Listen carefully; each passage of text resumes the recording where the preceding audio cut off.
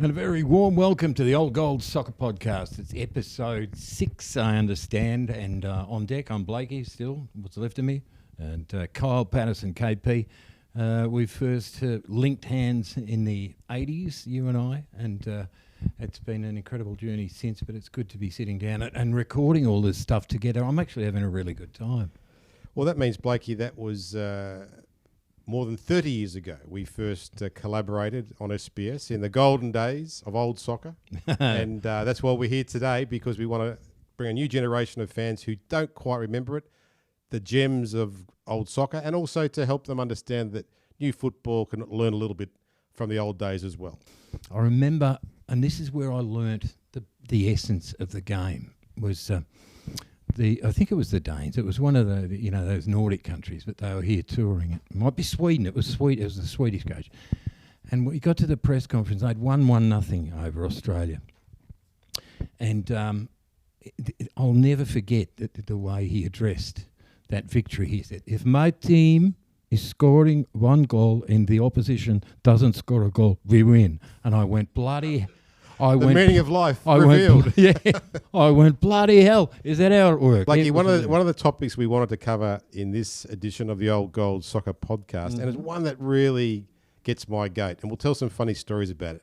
It's the anoraks who come out every spring, autumn, sometimes in summer, sometimes in winter, and say, as you say, we just get over the hill if we just had promotion and relegation. Oh, it's going to push us right. Make the game as best as ever been, promotion and relegation. Now, I want to start with a great story about promotion and relegation. You're talking about 1978? Yes. No, actually, the first year. Oh, 77. 77. Yeah. The first year of the National Soccer League, this brave new world that we entered, qualified for the World Cup for the first time in 74, had the first sport in Australia to have a national competition. And they thought, what a great idea to have promotion and relegation, just to really keep the traditionalists happy. The trouble was, Blakey, in year one, the team that finished rock bottom in the National Soccer League was none other than the nemesis of you and Heidelberg was South Melbourne Hellas. Yeah. But do you remember the story? They finished bottom. They should have been relegated. But what happened? The second bottom team got relegated because it was convenient. I do know... Look, I know a little bit the politics of that, and I won't go into it because it's a bit boring. But the politics is always where the story lies. No, I'd be putting a couple of people in putting a couple of people that I really respect. But it was a very odd decision at the time, but it's symbolic. And you take that through, you sweep that through to current times, and you're talking about a second division and the need to have promotion and relegation. Do you imagine for a single second, for example, if Preston, for example, were part of the contingent in the second division and they won the second division and Melbourne Victory finished last? What do you think is going to happen? Well, seriously, dude. Look, it'd be a flashback to what happened in 1977 because, ironically, one of the things that saved South Melbourne was that the other Victorian clubs lobbied on their behalf said, we cannot afford to have the biggest drawing club. No disrespect to Heidelberg. We cannot afford to have the biggest drawing club because when we play South Melbourne at home, Footscray JOST, for example, or Heidelberg, it's a bumper gate. We can pay our wages for a month in advance. It's all good. And they saved them. Ironically, though, the team that finished second last was Sydney Olympic. Again, a big drawing club. But as I recall, the politics that got them was that they finished second last. They were a bit of a rabble, and Apia Leichhardt wanted to come in. And Apia Leichhardt said, no, we can replace Olympic. And so they did, which was quite crazy because Apia Leichhardt didn't have a big following. And the league did suffer not having Sydney Olympic.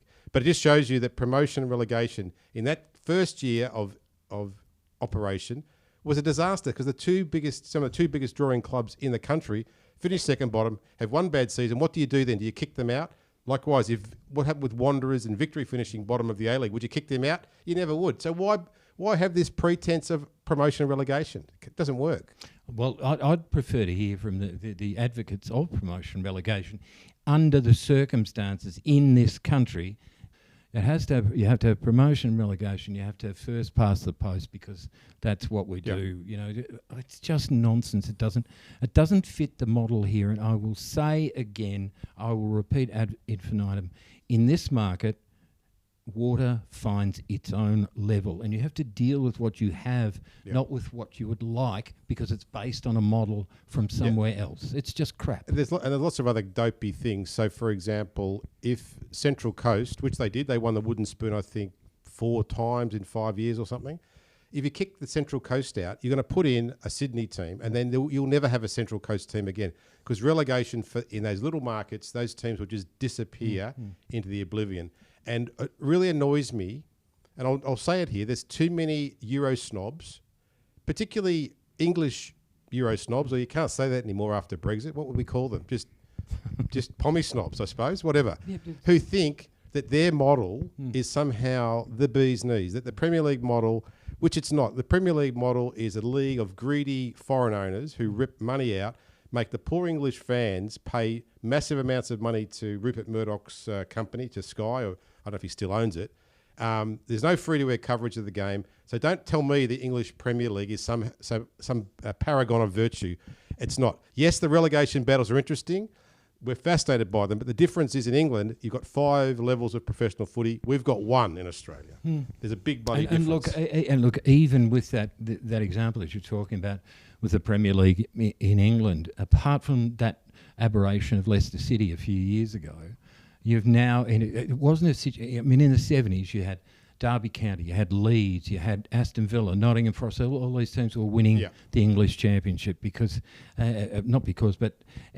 nowadays you talk about promotion and relegation, it makes no difference because Arsenal, Spurs, Man United, Man City, etc. Liverpool. That's it. That's the competition. You're just fighting for highest position amongst the also-rans. And I don't think... And one other thing I want to mention too, what interests me, right, is, for example, the promotion relegation element. So you're in the Premiership, and the two clubs that finish top go into the Premier League. But the interest in the playoffs is enormous. So you might finish 4th in the playoffs and get promoted as well.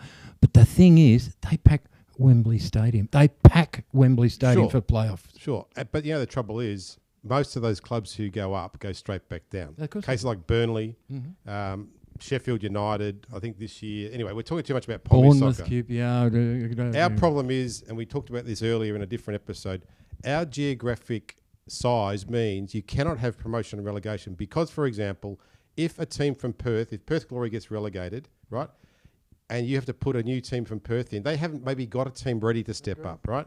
The only clubs going to come in are Melbourne and Sydney clubs because you've got some wealth in the state leagues or the National Premier Leagues or whatever they're called now, VPL. I want you to explain that to me in a minute, how that name changed. Anyway, you'd end up with a comp full of Sydney and Melbourne teams. Now, if you want to do that, just go back to state leagues now. Let Glory go back to the WA State League. Stop spending all this money on airfares. Stop spending masses of our diminishing wealth on infrastructure that we don't get back. It doesn't produce a footballer putting him on an aeroplane. It doesn't make him any better. I'd argue it makes him worse. No, look, I agree with you. Look, I'm not trying. It sounds like we're nitpicking how the game has progressed here, but all I'm trying to get at, and I'll go right back to episode 1 of our podcast, is very simply we keep getting deluded. We have delusions of grandeur and delusions of producing a model that's based on some. No. This is not the market for it. There's only 4 or 5 places on Earth: Canada, New Zealand, Australia, Ireland, US, and the US that have. We're in such a tight competitive market. Find your best level, find your best model, and stay with it. Stick with it and see what you can grow from there. Stop trying to do something that's completely impractical in this market. Yeah, because the Major League Soccer, as we've lauded them for their progress, they do not have relegation. They do not have promotion. They handpick clubs to come in certain markets where they know that there's going to be football, soccer support. And that's what we should be doing. If you want to expand, even though I don't believe, we'll get to this in a second, I don't believe expansion is a good idea in Australia. I'm totally against this New Auckland team coming in. Yeah. I'll say why in a moment. But the MLS, again, to go back to no issue with the name, by the way. What is it again? Major League Soccer. Soccer. Yeah. Soccer, Blakey. But it's a point of difference. I know, but it's not an American word. Let's not forget that. It's a very traditional word in our game because it used to be called, as we said earlier, association football. Yeah. So to differentiate from rugby football. Yeah. So anyway, we have got to get out. There's got to be some sort of collective acceptance that promotion and relegation in the Victorian Football League is fine, Victorian levels. Nationally, if you're going to persist with an A-League, with that National Geographic spread, you cannot have promotion and relegation. Please, if you're out there, stop talking about it. Go to your therapist. Take whatever herbal remedies you can find. Just please stop talking about it because it's really annoying me. Otherwise, I'll have to go to a therapist to get the antidote to listen to you dribble all day. That's not dribbling with a football. That's dribbling down your bloody chin about promotion and relegation. And it's based on nothing that's practical or sensible, and that's what's really aggravating.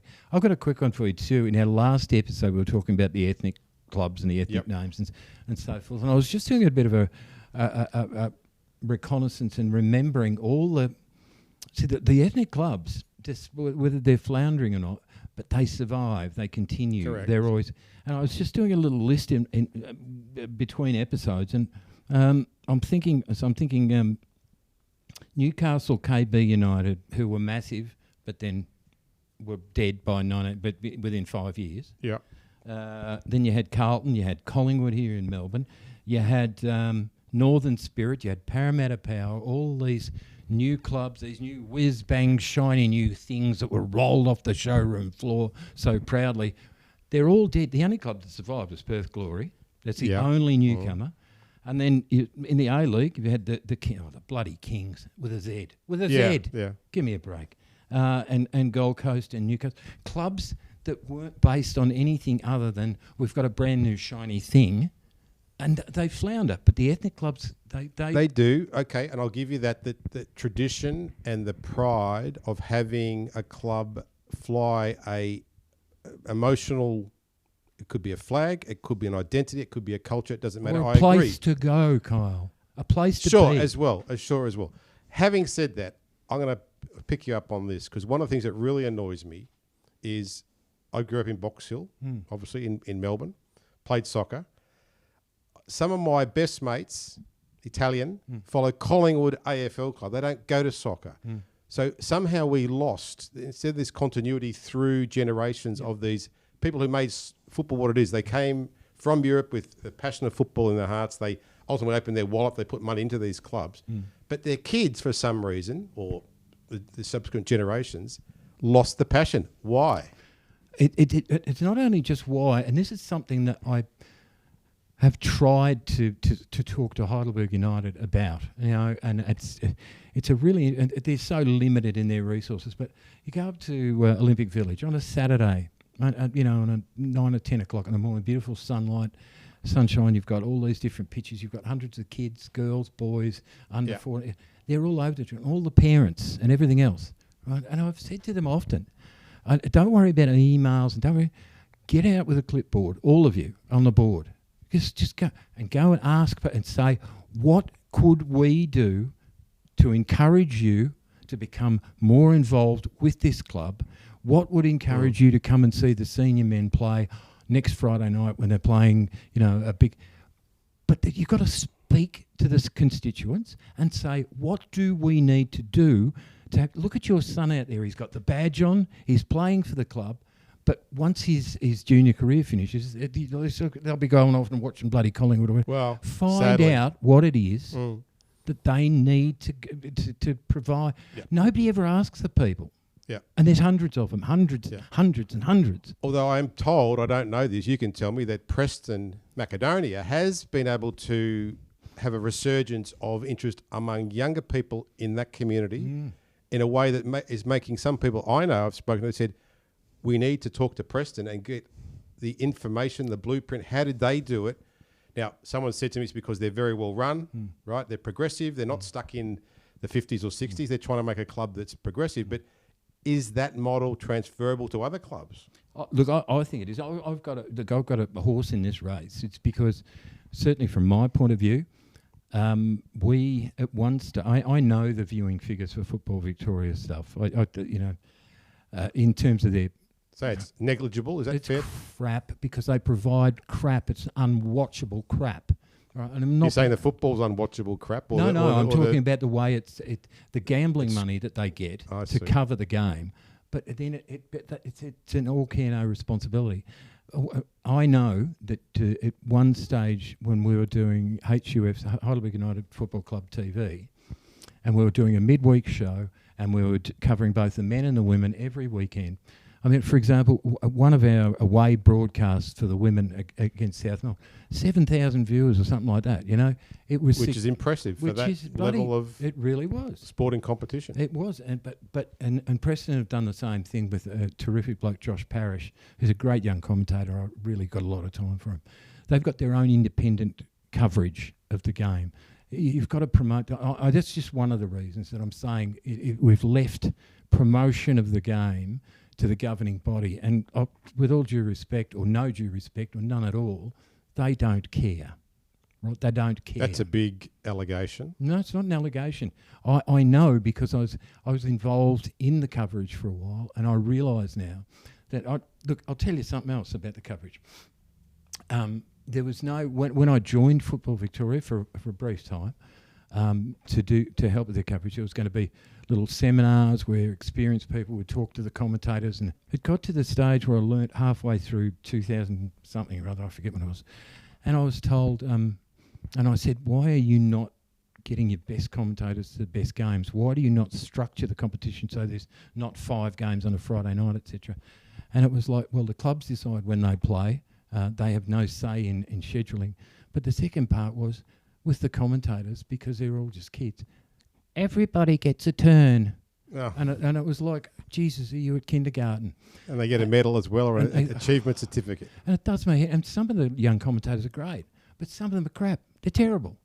The way it's presented, single camera, so a young commentator who doesn't know what they're doing anyway, gets a microphone, has to stand up without a desk, there was one... I've got to tell you this, it was hilarious. There was one game at Melbourne Knights, and I was watching it, and there was a kid calling the game, and the play was unravelling. Melbourne Knights were attacking, and it all went silent. And I'm thinking, what's it? And they scored a goal. And then no commentary. And the commentator, and then all of a sudden the commentator goes, "Oh, sorry, I was looking at my notes." I mean, that's a career ender, my friend. Career ender. There's so many better ways to present the game. I think Preston are doing a really good job at the way they present themselves now, and I think the way their match day experience is really, really good. And once you get up ahead of steam, you start to collect followers along the way because people are talking about it. They're going, "Did you see that? Did you hear that?" Yep. Or somebody or other had said, "We had a great time, so we're going to go." It builds its own momentum, but it's built on finding your own level and then working on it, not trying to be something that you're frickin' not. Okay, we should come back on topic. To finish this, we started talking about promotion and relegation. Let me finish with one question to you. The entire premise of this national second division was that one day, not next year or the year after, but one day, the champion or the top team of the national second division could get entry into the A-League. It's pushing the game over the top. And it could push the game over the top. Jesus. Are you going to call it? Are you going to read the last rites to this idea? Or is it time just to bury this idea and say it should never come back out of that grave? Blakey. Just be honest. Yeah, just done and dusted. Yeah, that's it. Okay, I thought it was a pretty dumb idea at the start, and it raised a lot of false hopes among clubs. It just reminded me of when we went to 2 divisions and all. It's all... Listen, Kyle, I love you to pieces. We've both been around the block with this stuff. It's all been done before, you idiots. Yeah. Seriously, all of it. Yeah. You can experiment all the way. Can I end with a positive on this one? I was thinking before... I was talking about the Swedish coach before, but I want to tell you, do you remember when Wollongong played Perth in the grand final in 2000? I do. And it was 3-0 Perth at half time, and Wollongong came back, scored 3 and won on penalties, which I thought, I remember I spent some time with the coach of Wollongong at the time during that season when I was doing TV coverage. And You're talking about the famous Nick Theodorakopoulos and or Nick Theos to his close friends, or to the Anglo-Saxons that can't be bothered pronouncing names. But anyway, he was a lovely bloke. And I remember talking to him in a hotel in, it might have been Wollongong or somewhere, I forget. But I've never forgotten it. And I said, well, what's the secret? Because they were just special Wollongong around that period. And he said, it's really easy. If somebody scores 2, we'll score 3. If somebody scores 3, we'll score 4. And I thought that was exactly the approach that we should use with the game in this country. I know that it's all, and all the technical, but Christ, it was just so therapeutic, so cathartic to hear him say that, and then watch Wollongong and what they did winning the championship then, and then the next year, and they did it with joie de vivre and style, Panache. On that note, that flourish, thank you, Greg Blake. This has been another episode of the Old Gold Soccer Podcast. Tell your friends all about us. If they don't know what old soccer and the NSL was about, you'll learn a bit here. And if you're part of the A-League and you love your team and you want to make sure that you know that everything's been tried under the sun and learn some lessons going forward, maybe have a laugh with us, please join us. And check us out on TikTok and Instagram, and you'll find us, download us wherever you find good, wholesome, authentic, nourishing podcasts. Blakey, on that note. TikTok, I thought that was a biscuit, an Arnott's biscuit, and Instagram is what you play your records on, isn't it? You put it on the Instagram? Kinda. You're getting there. Okay. Blakey, a man of the printing press. Sayonara. We're signing off again for another episode of the Old Gold Soccer Podcast. It's been fun.